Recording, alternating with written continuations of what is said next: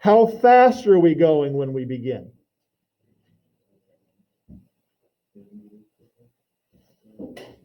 We're talking about this point right here. So we're going 3 meters per second. So this is going to be 3 meters per second. And we are interested in where we are after 1 second of that acceleration. So that t is going to be 1 second. All right, should girls get 9 meters? Okay, yep, 9 meters, that's what it is.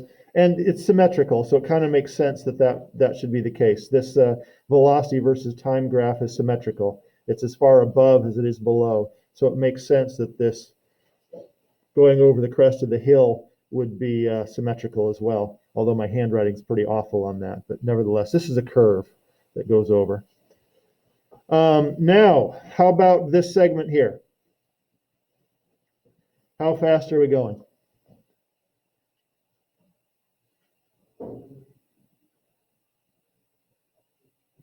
Go ahead and shout it out. How fast are we going during this segment here?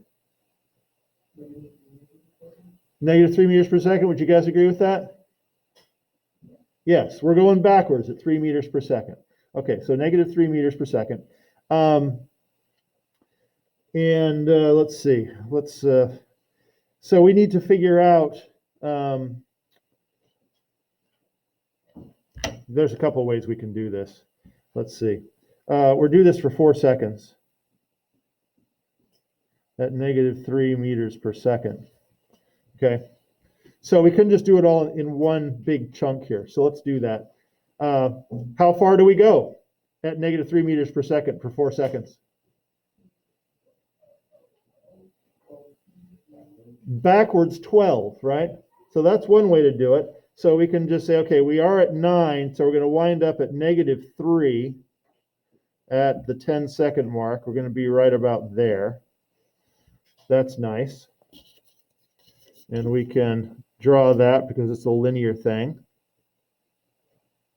That's kind of inelegant, and we're just kind of figuring it out as we go, right? So can we use this equation again? And the answer is yes, we can. So for this segment where we're going at -3 meters per second, let's use this again. So x final is going to, what is the initial position as we start this leg, this segment? +9 again, right? And it's a coincidence that this happens to be the same number as the last one that we did, okay? All these that we did here were the x naught was 9 because that's what the speed was when we were going straight. And it's just a coincidence that it happens to be the same displacement after this period of acceleration. But it does happen to be 9 meters. All right? What is our initial speed as we are beginning this segment? Right there, because this is the segment we're interested in. What is our speed as we begin the segment? It was -3. We already said that, right? Are you following me on that? Okay. I never know if I'm going too fast or too slow. Anyway, plus -3 meters per second. And how long is this segment going to last?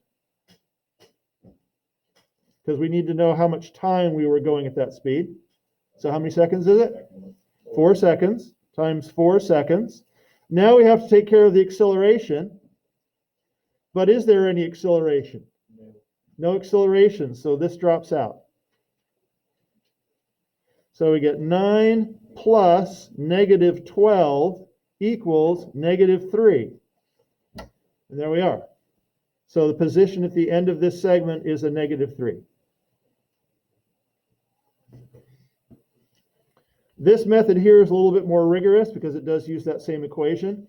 But if you can see it in your mind and figure it out and be pretty sure, I'm okay with that. All right. That brings us to another period of acceleration. So we're going to use the same thing here. We want to know our position at the end of 1 second of acceleration. So let's just start plugging it in, and we'll gather the values as we need to. So what's our initial position? -3. Very good. -3, because that's where we are when we begin this segment. Now we got to take care of the what the velocity does. So what's our initial velocity here? -3. And how long are we going to be looking at this segment? 1 second. Very good. Plus 1/2, because there's always a 1/2. And now we need the acceleration. So what's the acceleration during this period? It's +2, right? We figured that out before, but if you're not sure, you just calculate the slope of that velocity line. Up 2 over 1. Slope is 2. So that's 2 meters per second squared times 1 second squared, because again, the time period that we're interested in is just 1 second long. This comes out to be -3 plus -3 plus 1 equals -5. Does that seem strange that it would be -5? Because are we moving forward here?